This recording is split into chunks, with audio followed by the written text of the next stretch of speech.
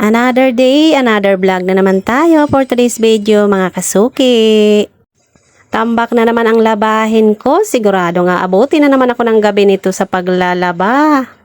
Inumpisahan ko na nga pagbukod-bukurin ang bawat kulay para makapag-umpisa na ng paglalaba. Ganito talaga ang mangyayari mga kasuki kapag busy ka sa pagsiselfon araw-araw, hindi mo na napapansin tambak na palang yung labahin. Sabi ko nga, paghugasin nyo na lang ako ng plato, wag nyo lang akong paglabahin dahil sa lahat talaga ng gawaing bahay ay ito talaga ang pinakaayaw ko, charis. Pero kahit ayaw na ayaw ko nga ang paglalaba ay no choice naman ako dahil wala namang gagawa nito kundi ako. Mabuti pa nga dati ay natutulungan pa ako ng asawa ko kahit sa pagbabanlaw man lang, pero ngayon mag-isa ko na lang talagang gagawin to dahil alangan naman paglabahin ko pa yung asawa kong may sakit, charis. O ayan, titigan nyo mga kasuki kung ilang balde yan, sigurado pagkatapos ko maglaba, plakda ako nito sa higaan. Natapos ko nang paikutin sa washing yung isang balde kaya ayan, for the banlaw naman ang person. Tanghali na nga rin ako nag-umpisa kaya naman pag hindi ko pa talaga ito binilis-bilisan abay abutin talaga ako nito ng madaling araw, charis.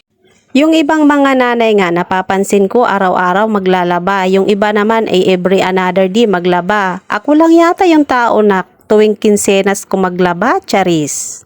Kaya naman ang ending, butas na yung damit dahil nilanggam sa sobrang tagal na naka-stack, hindi nalabahan. At nung nilabahan naman, tsaka palang itinapon sa basurahan dahil hindi na pwedeng suotin at butas na, charis. Kaya kung ako sa inyo mga kasuki, tips ko lang no, wag niyo akong gagayahin kung ayaw nyong matulad sa akin na nabutas na yung damit sa tagal na naka-stack dahil hindi naglalaba at charis.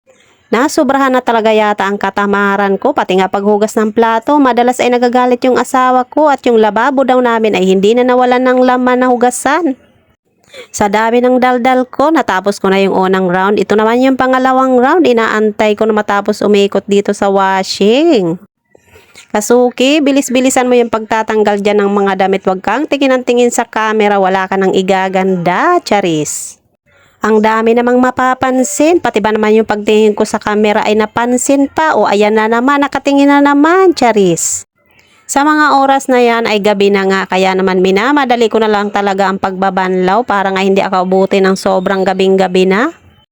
Buti na nga lang itong washing machine ko ay buhay pa, ilang beses na nga itong nasira, abay lumalaban pa talaga.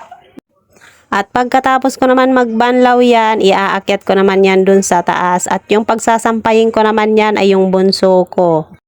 Sigaw pa nga ako ng sigaw dyan. Paano ba naman ay ando na yung balde? Aabot ko na nga lang sa kanya. Abay ang tagal pa. Kaya naman nagyayaw-yaw talaga ako dyan at ako'y nanggigigil. Bago pa nga umapoy yung bunganga ako sa sobrang galit, magsasaing na nga muna ako. Baka pagdating ng asawa ko, ako naman ang yaw-yawan, charis. Iuutos ko pa nga sana sa anak ko yung pagsasaing. Kaya lang baka lalo lang ako ma-high blood kaya naman ako na nga lang ang gagawa.